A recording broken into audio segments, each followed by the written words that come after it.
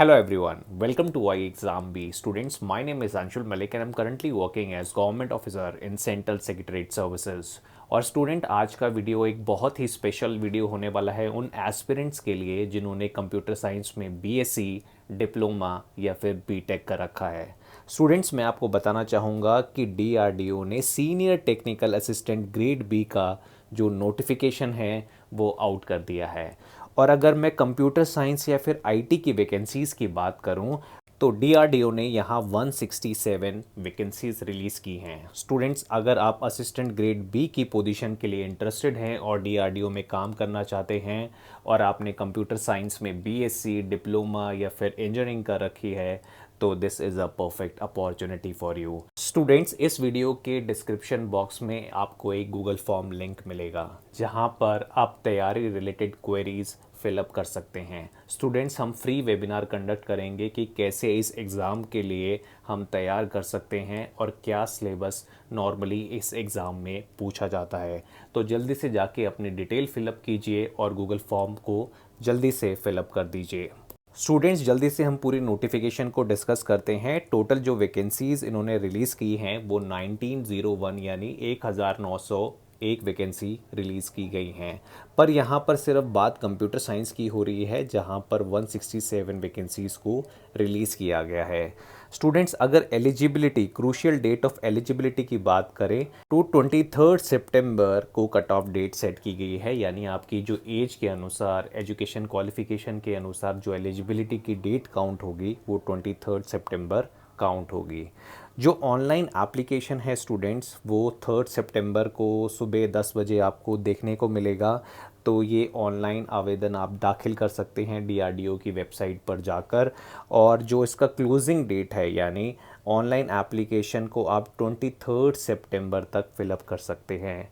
अभी टीयर 1 की जो डेट हैं वो अनाउंस नहीं हुई है, वो डीआरडीओ की वेबसाइट पर अनाउंस हो जाएगी और जैसे ही वो हो जाती है हम आपको कम्युनिकेट कर देंगे।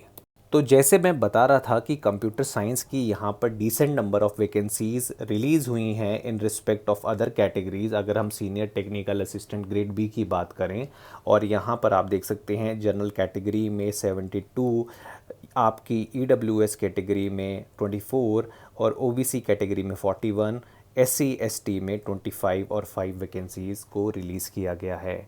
यहाँ पर एसेंशियल क्वालिफ़िकेशन को ध्यान से पढ़ना ज़रूरी है क्योंकि बहुत सारे स्टूडेंट्स यहाँ पर गलती कर जाते हैं। तो मैं आपको बताना चाहूँगा स्टूडेंट्स, अगर आपके पास बीएससी डिग्री है इन कंप्यूटर साइंस और allied subject from recognised university या फिर इंस्टीट्यूट, कंप्यूटर साइंस के ही सब्जेक्ट्स होने चाहिए स्टूडेंट्स, या फिर आपने डिप्लोमा कर रखा है in computer science, engineering and technology या फिर इंफॉर्मेशन टेक्नोलॉजी जो कॉलेजेस एआईसीटी ई के थ्रू अप्रूव्ड है। यानी आपके बीटेक वाले कॉलेजेस भी, अगर आपने बीटेक कर रखा है इंफॉर्मेशन टेक्नोलॉजी और कंप्यूटर साइंस में तो आप इस पोस्ट के लिए एलिजिबल हैं। पर वो स्टूडेंट्स एलिजिबल नहीं हैं जिन्होंने बीसीए, एमसीए या फिर डोएक लेवल से जो सर्टिफिकेट हासिल कर रखा है। तो बीसीए, एमसीए और डोएक जो सर्टिफिकेट है वो इस पर्टिकुलर रिक्रूटमेंट के लिए एलिजिबल नहीं है। स्टूडेंट्स, अगर मैं पे स्केल की बात करूं तो ये लेवल 6 की जॉब है। यानी आपका जो बेसिक पे है वो 35,400 से स्टार्ट होगा। इसमें आपको डीए, एचआरए और other government benefits and allowance भी मिलेंगे। तो कहीं ना कहीं आपकी जो इन हैंड सैलरी होगी वो 60,000 के आसपास होगी, विच इज़ अ डिसेंट। जैसे कि आपकी आईबीपीएस एसओआईटी ऑफिसर में होती है उसी तरीके से यहाँ पर भी सैलरी आपकी 60,000 के आसपास होगी। अगर मैं एज लिमिट की बात करूँ तो यहाँ पर इन्होंने मेंशन किया है candidate must be between 18 to 28 years of age और रिलैक्सेशन एज पर गवर्नमेंट ऑफ इंडिया के रूल के हिसाब से दिया जाएगा जो डिफरेंट कैटेगरीज में होता है, जैसे एससी, एसटी, ओबीसी, जैसे कि बाकी नोटिफिकेशन में दिया जाता है। तो आपकी एज 18 से 28 साल के बीच में होनी चाहिए और कट ऑफ डेट जैसे कि मैंने बताया था कि 23 सितंबर 2022 को कट ऑफ डेट सेट की गई है। तो इस डेट के हिसाब से कम आपकी एज 28 साल के आसपास होनी चाहिए, तभी आप इस रिक्रूटमेंट के लिए एलिजिबल हैं। असेंशियल क्वालिफ़िकेशन स्टूडेंट मैं आपको बता चुका हूँ कि बीसीए, एमसीए वाले स्टूडेंट इस परीक्षा को नहीं दे सकते। जो डोएक सर्टिफिकेट है जिनके पास, वो भी इस परीक्षा को नहीं दे सकते। अगर आपने बीएससी कर रखा है, आपने इंजीनियरिंग कर रखा है, तभी आप इस नोटिफिकेशन के लिए अप्लाई कर सकते हैं। तो ये एक इम्पॉर्टेंट एस्पेक्ट है। स्टूडेंट्स, अगर मैं स्क्रीनिंग क्राइटेरिया की बात करूं तो यहाँ पर दो फेसेस में आपका टेस्ट कंडक्ट कराया जाएगा। पहला होगा आपका टीयर 1, जहाँ पर आपका जो टेस्ट होगा यानी कॉमन टेस्ट होगा फॉर ऑल पोस्ट कोर्स। तो यानी कंप्यूटर साइंस के लिए भी यही सेम टेस्ट होने वाला है, जैसे कि 120 क्वेश्चन पूछे जाएंगे from quantitative aptitude, general intelligence and reasoning, general awareness, English language and general science. 120 marks का ये टेस्ट होगा और 90 मिनट्स आपको सॉल्व करने के लिए दिए जाएंगे। जो इसका एग्ज़ाम पैटर्न होगा वो सिमिलरली आपकी एसएससी बेस्ड एग्जामिनेशन के तरह होगा। तो ये एक ध्यान देने वाली बात है। स्टूडेंट, टीयर 1 एग्ज़ाम स्क्रीनिंग के लिए है, यानी यहाँ पर फाइनल मेरिट में आपके जो मार्क्स है वो काउंट नहीं होंगे। और इस टीयर 1 को क्वालिफाइंग करने के लिए जो मिनिमम मार्क्स सेट किए हैं वो 40% किए हैं for UR and OBC candidate. अगर आप एससी एसटी कैटेगरी से हैं तो सिर्फ आपको 35% मार्क्स ही स्कोर करने हैं।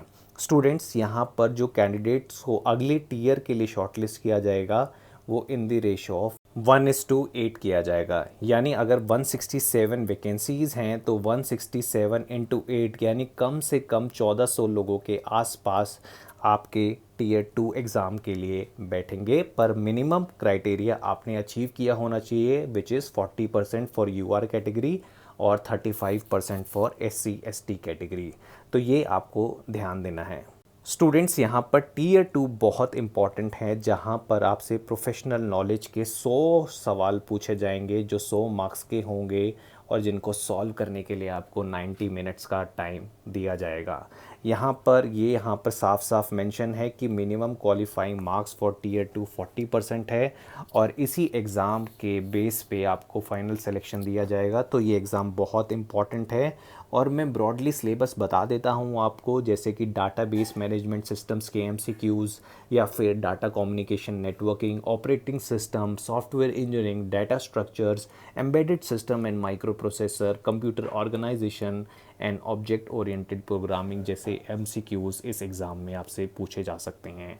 तो ट्राई टू स्कोर मैक्सिमम, क्योंकि जो मैक्सिमम कंपटीशन होगा वो टीयर 2 में ही होगा। इसलिए मैंने गूगल फॉर्म लिंक शेयर किया है इस पर्टिकुलर वीडियो के डिस्क्रिप्शन बॉक्स में। अगर आपको तैयारी रिलेटेड कोई भी प्रॉब्लम है, you can share your questions.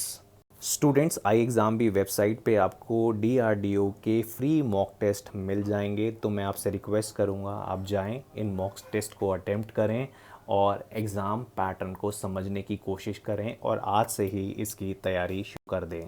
Students, I hope आपको ये वीडियो पसंद आया होगा and thanks for watching I exam B.